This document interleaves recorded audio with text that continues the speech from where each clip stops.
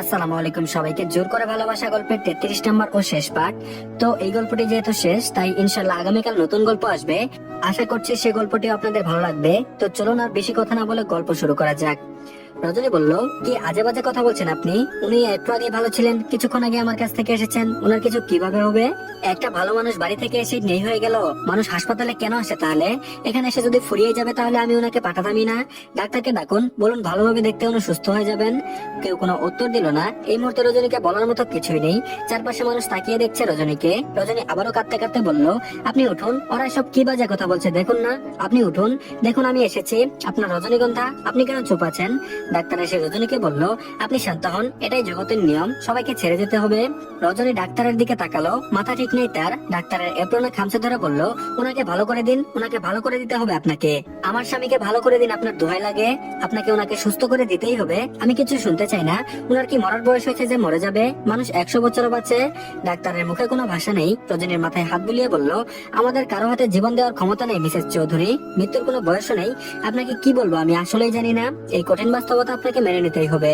রজনী বলল, তাহলে আমার জীবনও নিয়ে নিন, আমার জীবনও নিয়ে নিন। আপনি আপনি জানেন উনি আমাকে কত ভালোবাসে। আপনি আরো একটু ভালোভাবে দেখুন না প্লিজ, উনি বেঁচে আছে। ডাক্তার বলল, আমি সবভাবেই দেখেছি, উনি আর বেঁচে নেই। রজনীর সাথে সাথে দুই কানে হাত দিয়ে এত জোরে চিৎকার দিল, সেই চিৎকারে ছিল হৃদয় ফাটা আর্তনাদ। রজনী এক চিৎকার দিয়ে ফ্লোরে বসে পড়লো। ফ্লোরে হাত পা ছোড়াছুড়ি করতে করতে বেসামাল কান্নায় ভেঙে পড়লো। সেই বেসামাল কান্নায় শুধু হৃদয় ফাটা আর্তনাদ আর চিৎকার করে যাচ্ছে। রজনী সম্পূর্ণ বেসামাল হয়ে পড়েছে। একটা উন্মাদ যা করে ঠিক তাই করছে। কয়েকজন মানুষ ওকে সামলানোর চেষ্টা করছে, কিন্তু সামলে উঠতে পারছে না। এর মাঝে আঞ্জুমান এসে ঘটনা দেখে ছেলের লাশের উপর হুমড়ি দিয়ে পড়লো। মাহবুব কাঁদতে কাঁদতে জ্ঞান হারিয়েছে। আঞ্জুমানকেও সামলানো যাচ্ছে না, শুধু আমার বাবু বলে চিৎকার করছে। রজনী আবারও বসা থেকে উঠে দাঁড়িয়ে প্রান্তিককে জড়িয়ে ধরে কাঁদতে কাঁদতে বলল, আপনি এটা কি করলেন প্রান্তিক চৌধুরী? এত বড় শাস্তি আমাকে কিভাবে দিতে পারলেন?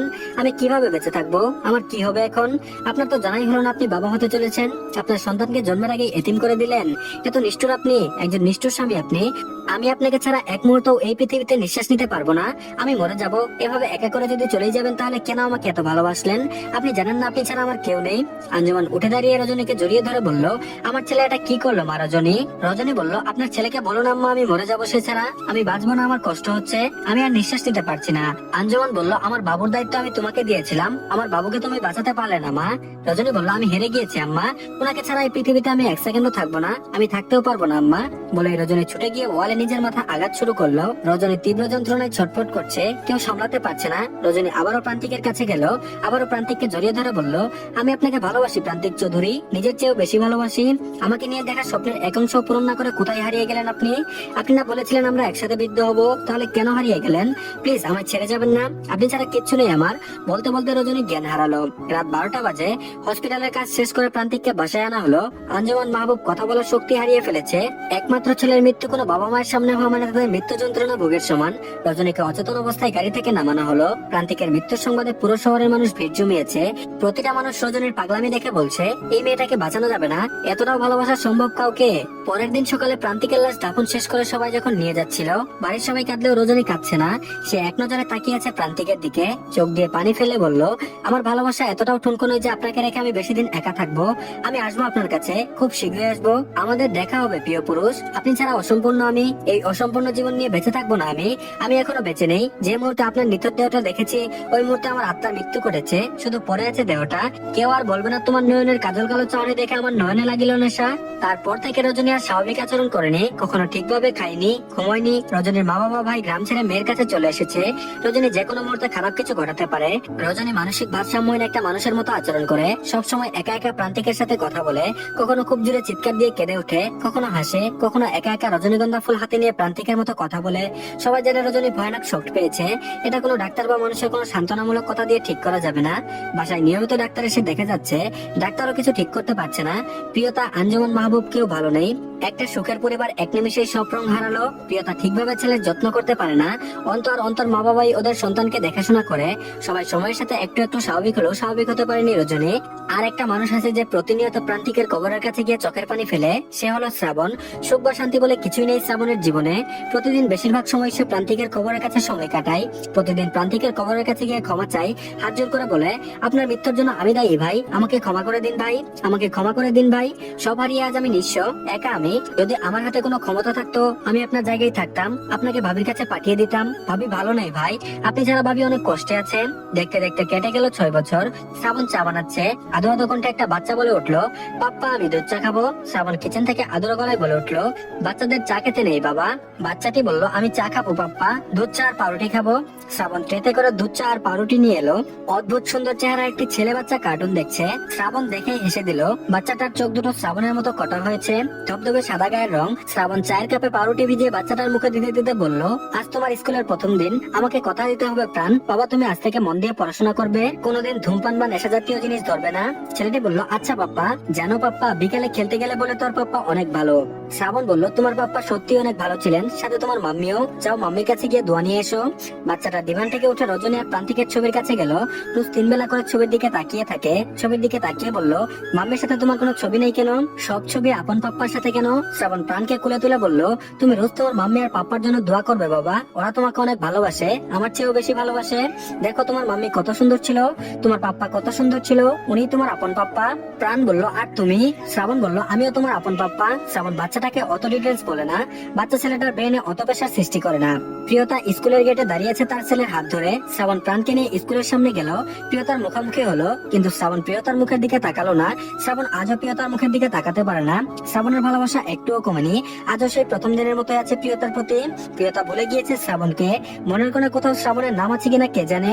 প্রিয়তা প্রাণকে দেখে কুলে তুলে নিল। শ্রাবণ প্রিয়তার ছেলেকে কুলে তুলে নিল। প্রিয়তা প্রাণের গালে চুমু খেতে খেতে বলল, আমার ভাইয়ের সব তুই পেয়েছিস বাবা। প্রাণ বলল, ফুপি তোমার ভাইকে? আমার পাপ্পা। প্রিয়তা আচমকা শ্রাবণের দিকে তাকালো। শ্রাবণ ও প্রিয়তার দিকে তাকালো। সময়টা আজ কত বদলে গিয়েছে, সবকিছু পাল্টে গিয়েছে। প্রিয়তার ছেলে প্রিয়ন আর প্রাণ দুজনে হাত ধরে খেলছে। প্রিয়তা একটা দীর্ঘশ্বাস টেনে বলল, সত্যি শ্রাবণ তুমি অসাধারণ। একটা সময় আমি ভুল বুঝেছিলাম তোমাকে, রাগ ছিল অনেক, কিন্তু এখন আর নেই। তুমি আমার ভাইয়া আর রজনীর সন্তানকে যেভাবে বুকে আগলে রেখেছো, অন্য কেউ হলে তো পারতো না। জানি না ওরা কিছু দেখতে পায় কিনা, দেখতে পেলে ওরা অনেক নিশ্চিন্তে থাকতে পারবে। ওদের সন্তানের আদরের কোনো কমতি তুমি রাখোনি। সেই একদিনের বাচ্চাটাকে কুলে তুলে নিয়ে আদর যত্নে আগলে রেখেছো। তোমার প্রতি সত্যি কৃতজ্ঞতার শেষ নেই। আজ মা বাবা পৃথিবীতে নেই, সবাইকে হারিয়ে নিঃস্ব আমরা। তুমি না থাকলে বাচ্চাটাকে বাঁচানোই যেত না। শ্রাবণ বলল, কবেই মরে যেতাম, বেঁচে আছি ওর জন্য, নতুন করে বাঁচতে ইচ্ছা করে ওর জন্য। আমার ছেলেটাকে আমি সত্যি অনেক ভালোবাসি প্রিয়তা, আমার জীবনে আর কোনো আফসোস নেই। আজ আমি বুঝি একটা সন্তান মানুষকে কতটা প্রশান্তি দিতে পারে। ওর আদো আদো ডাক, ওর সব বায়না আমাকে শান্তি দেয়। আজ আমার মনেও কোনো কষ্ট নেই। এখন আমার নিজের সাথে নিজের চ্যালেঞ্জ, ওকে মানুষের মতো মানুষ করা, ও যেন কখনো সিগারেট স্পর্শ না করে সেই খেয়াল রাখা। ভাইয়ের মতো একজন আদর্শ সমাজসেবক, একজন আদর্শ মানুষ হিসেবে তৈরি করা। আর যদি ভাই থাকতো, ভাবি থাকতো, ওদের বেবিকে নিয়ে একটা সুখের সংসার হতো।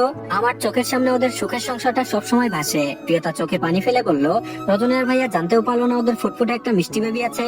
আমার ভাইয়া কত আদর করতো। এর মাঝে অন্ত এসে হাজির হয়। অন্ত প্রিয়তাকে বলল, একটু দেরি হয়ে গেল, রাগ করেনি তো? ভাই আর ভাবির কবর জিয়ারত করলাম, বাবা মায়ের কবর জিয়ারত করে এলাম।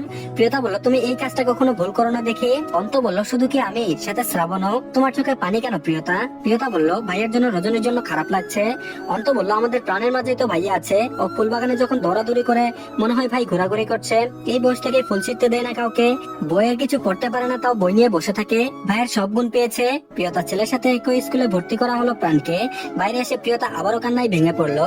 অন্ত প্রিয়তার কাঁধে হাত রেখে বলল, এভাবে কাঁদছো কেন আজ তুমি? প্রিয়তা বলল, রজনীর যন্ত্রণাদায়ক একটা বছর আমার বারবার মনে পড়ছে। একটা মেয়ে একটা ছেলেকে ঠিক কতটা ভালোবাসলে মানসিক ভারসাম্য হারিয়ে নিজেই মারা যায়। ওদের ভালোবাসা সার্থক। অন্ত বলল, ওদের ভালোবাসার কোনো খাত ছিল না, এমন ভালোবাসা ইতিহাসে বিরল। তো চলুন 6 বছর আগে থেকে ঘুরে আসা যাক। 6 বছর আগের ঘটনা। রজনীর গর্ভে একটু একটু করে বাড়ছিল প্রান্তিক আর তার সন্তান, কিন্তু রজনীর সেদিকে কোনো খেয়াল ছিল না। একজন গর্ভবতী মায়ের যে পরিমাণ মানসিক রিল্যাক্স, বিশ্রাম আর খাবারের প্রয়োজন, তার কিছুই রজনী করছিল না। একটা রাতও সে ঘুমায়নি। প্রান্তিকের ছবি বুকে জড়িয়ে সারা রাত কাঁদতো। মানসিক ভাবে ডিপ্রেশনে ভুগছিল।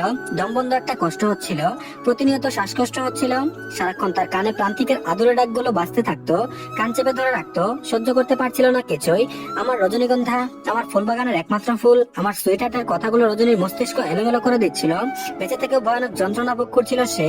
তাকে উপহার দেওয়া প্রান্তিকের সেই বাড়িতে চলে এসেছিল 2 মাস পরে। রজনী ড্রিম হাউসের প্রতিটা ওয়াল যেন চিৎকার দিয়ে বলে, এই ঘরে তোমাকে একাকে মানায় না রজনীগন্ধা। প্রান্তিক চৌধুরী রজনীগন্ধা, তোমাকে বড্ড বেমানান লাগছে। এই ঘর জুড়ে তোমার একার নয়, তোমাদের দুজনের উপস্থিতি এই ঘরকে মাতিয়ে রাখতো। অন্ধকার মাটির নিচে প্রান্তিক চৌধুরী একা কষ্ট পাচ্ছে, তুমি ছাড়া প্রান্তিক চৌধুরী এক সেকেন্ডও নিঃশ্বাস নিতে পারেনি, তুমি ছাড়া এখন সে ভালো নেই। রজনী দুই কান চেপে ধরে আবারও বসে পড়ে। ঘরের প্রতিটা কোনায় কোনায় প্রান্তিকের স্মৃতি। রজনী নির্বিকার তাকিয়ে থাকে নদীর দিকে। হঠাৎ যেন কখন এসে প্রান্তিক পেছন থেকে জড়িয়ে ধরে বলবে, আমার ফুলবাগানের শ্রেষ্ঠ ফুলটাকে বড্ড বেশি ভালোবাসি। বুকশেলফটা পড়ে আছে, ওয়ালে টাঙানো ছবিগুলো পড়ে আছে, প্রান্তিকের শখের ফুলবাগান পড়ে আছে, প্রান্তিকের শখের গাড়িটা পড়ে আছে। সব থেকে বেশি কষ্টে পড়ে আছে প্রান্তিকের শখের নারী রজনীগন্ধা। শরীরের এক বিন্দু গহনা নেই, চোখে আর কোনো কাজল পড়ে না এখন।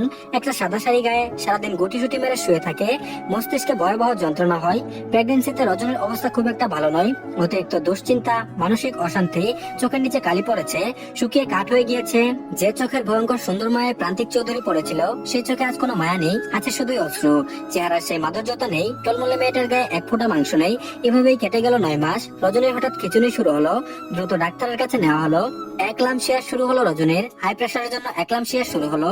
ডাক্তার জানায় মা বাচ্চা কেউই বাঁচবে না, কিন্তু আল্লাহর অশেষ রহমতে ডেলিভারিতে রজনী মারা গেলেও ওর বাচ্চাটা বেঁচে থাকে। রজনী মৃত্যুর আগে শ্রাবণকে ডেকে বলে যায়, এই পৃথিবীতে একমাত্র আপনি আছেন যে প্রান্তিক চৌধুরীর মতো আমার সন্তানকে ভালোবাসতে পারবেন। আপনারা তো কেউ নেই এই পৃথিবীতে। আমার সন্তানকে আপনার হাতে তুলে দিলাম, ওকে আপনি আগলে রাখবেন। আমার সন্তান যেন একদিনও সিগারেট স্পর্শ করে না, ওকে বাবার মতো করে মানুষ করবেন। আমাদের সন্তানের বাবা হয়ে এই দুনিয়াতে বেঁচে থাকবেন আপনি, ও যেন মানুষের মতো মানুষ হয়। একমাত্র মেয়েকে হারিয়ে রজনীর বাবা মাও ভেঙে পড়ে। শ্রাবণের সাথে সবাই মিলে রজনীর সন্তানকে যত্ন করছিল। সবাই খেয়াল করলো শ্রাবণের অন্যরকম একটা টানার ভালোবাসা রজনী আর প্রান্তিকের সন্তানের প্রতি। সবাই নিশ্চিন্তে শ্রাবণের কাছে ছেড়ে দেয় রজনী আর প্রান্তিকের সন্তানকে। এর 2 বছর পরই প্রান্তিকের বাবা মাও দুনিয়া ছেড়ে চলে যায়। তারপর থেকে অন্তঃপ্রিয়তা রজনী, ভাই, বাবা মা সবাই প্রচুর আদর করে প্রাণকে। শ্রাবণের সবকিছু হারিয়ে নিঃস্ব হয়ে গিয়েছিল। প্রান্তিকের জন্য ভালোবাসা হারিয়ে মৃত্যুর মুখে চলে যাচ্ছিল।